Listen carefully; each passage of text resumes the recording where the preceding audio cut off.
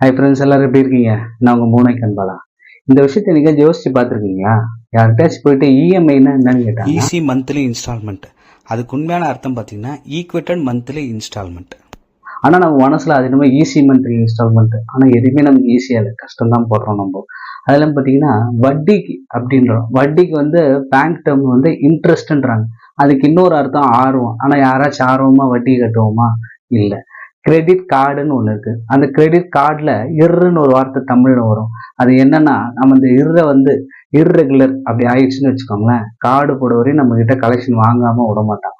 இப்போ அதெல்லாம் பார்த்தீங்கன்னா தனிநபர் கடன். அந்த தனிநபர் கடன்றது இங்கே தனியாகவே யாரும் இல்லை, ஒருத்தர் சார்ந்து தான் இருக்கிறோம். இப்போ அந்த தனிநபர் வாங்கி கண்டிப்பாக அவர் மட்டும் தனியாக ஊருக்கு போகிறது இல்லை, அவர் மட்டும் தன்னை பார்த்துக்கிறது இல்லை. ஆனால் அதுக்கான அழகான பேர் என்னன்னு பார்த்தீங்கன்னா தனிநபர் கடன். ஆனால் அது வாங்கினவங்க யாரும் தனியாக எதுவுமே அனுபவிச்சது கிடையாது, அது இன்னொருத்தருக்காக தான் வாங்குறாங்க. எவ்வளோ அழகான பேர் பாருங்க, பர்சனல் லோன் அப்படின்ட்டு.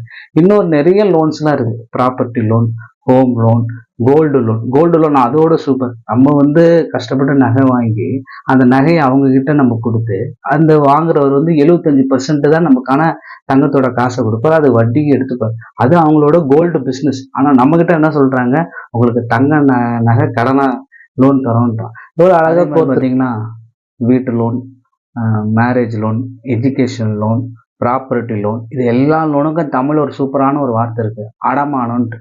இதெல்லாம் நம்ம ஒழுங்காக கட்டலன்னு வச்சுக்கோங்களேன், நமக்கு மானம் போயிடும். சூப்பராக பேர் வச்சு நம்ம சூப்பராக கவர் பண்ணால பார்ப்போம்.